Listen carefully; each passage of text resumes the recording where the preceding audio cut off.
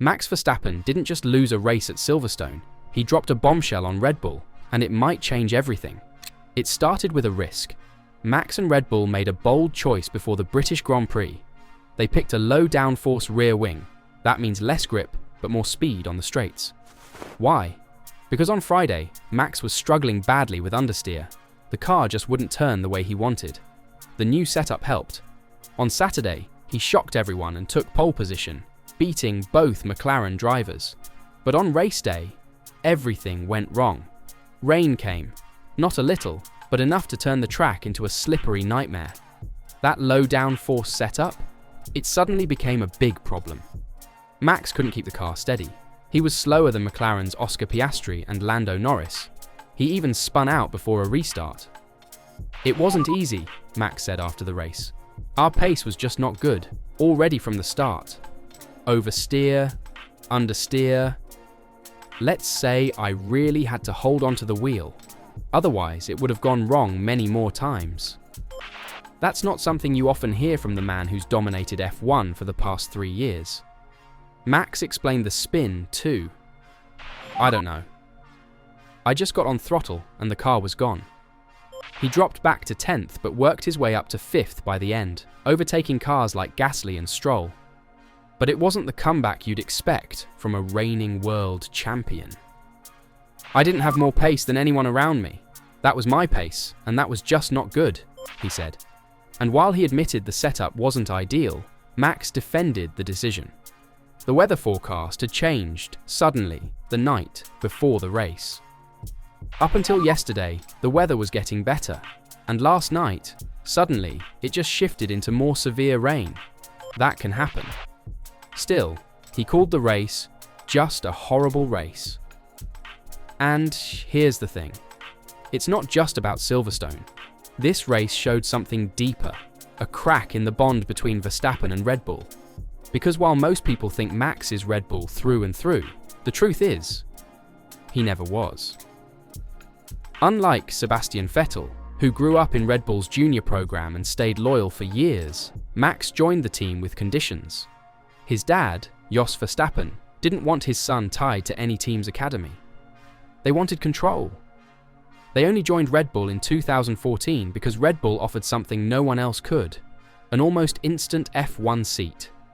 If they hadn't, Max probably would have gone to Mercedes or Ferrari instead. Now, with Red Bull starting to struggle and McLaren leading the way, people are asking, how long will Max stay?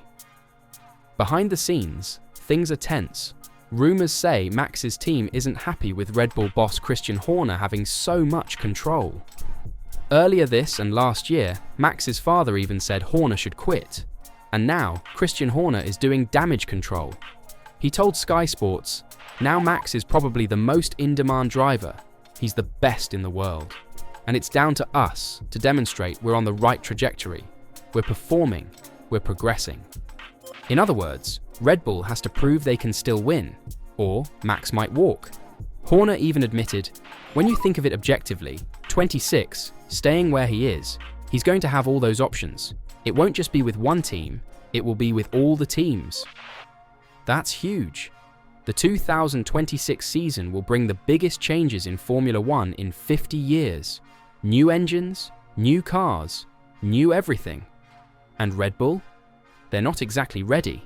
The car's been slower lately. Even Ferrari and McLaren have passed them. Their new engine project is still a big question mark.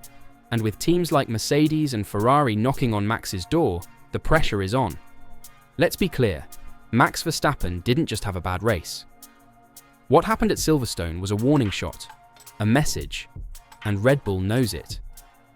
When Max called the British Grand Prix horrible, he wasn't just talking about the car or the weather. He was letting everyone, especially his own team, know that something isn't right, that the once unstoppable Red Bull is starting to slip. And for someone like Max, that's not acceptable. He's not just racing to have fun or stay loyal. He's racing to win. Always. And right now, Red Bull can't guarantee that anymore. Even Christian Horner, the team boss, admitted it. He said, "It's down to us to demonstrate we're on the right trajectory, performing, progressing, and Red Bull is the right place for him to be long-term.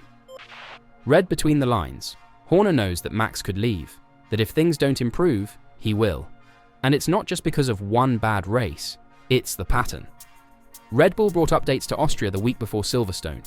They were supposed to close the gap to McLaren. Instead, McLaren stayed ahead, maybe even pulled further away. And now Ferrari is looking stronger too. That means Max, the four-time world champion, is stuck in a car that might not be good enough to fight for the title anymore. He's still third in the standings, but Oscar Piastri is now 69 points ahead.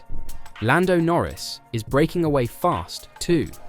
And remember, Max is only 18 points ahead of Russell now. This isn't just about trophies, it's about control. Max has always had more power than most drivers. His contract reportedly includes performance clauses, meaning if the car isn't good enough, he can leave early. And while those details are kept secret, one thing is clear. Max Verstappen decides his own future, not Red Bull. That's why people keep linking him to Mercedes. It's not just rumors anymore. Mercedes boss Toto Wolff has openly said he'd love to sign Max. And with Lewis Hamilton leaving at the end of last season, they haven't had that talisman ever since. Sure, Max has said he wants to finish his career at Red Bull, but that only happens if Red Bull keeps winning. And right now, they're not. As Horner said, his desire is to finish his career in a Red Bull car, from start to finish. I think if he sees there is that potential, I don't see why that isn't achievable. But he also added something very important. He's hungry to achieve more wins, more titles that his talent deserves. That's the key. Max wants to make history, and if he can't do it with Red Bull, he won't stick around just to be nice. There's another thing to think about. 2026. That's when Formula One gets a total reset. New engines, new rules, new chances for teams to rise or fall. Red Bull is building their own engine for the first time. It's a huge risk. Teams like Mercedes, Ferrari, and Honda have decades of experience with this. So what happens if Red Bull gets it wrong? Max would be stuck in a slow car while his rivals pull away. That's why Horner said, I think it's more about 2027 than 2026. Because if Max wants to win titles under the new rules, he might need to make a move before the chaos begins. It's no accident that this talk is heating up now. Max has the sport's attention, and he knows how to use it. When he says a race was horrible, it's not just frustration, it's pressure. Pressure on his team to fix the car, to show progress, to stop the decline. Because if they don't, Max Verstappen will leave. Just like that. He's not stuck, he's not scared. He has the talent, the power, and the options. All he needs is a reason. So, where does that leave Red Bull? Backed into a corner. Their champion is frustrated. Their car is slipping. And the rest of the grid smells blood in the water. For the fans, this is where things get exciting. Will Red Bull bounce back and convince Max to stay? Or will another team, maybe Mercedes, steal the greatest driver of this generation? And here's a final question for you. If you were Max Verstappen and you wanted to win every race possible for the next 10 years, would you stay loyal to Red Bull, or would you leave before it's too late? Let us know in the comments, because this isn't just about Silverstone anymore. This is about the future of Formula One.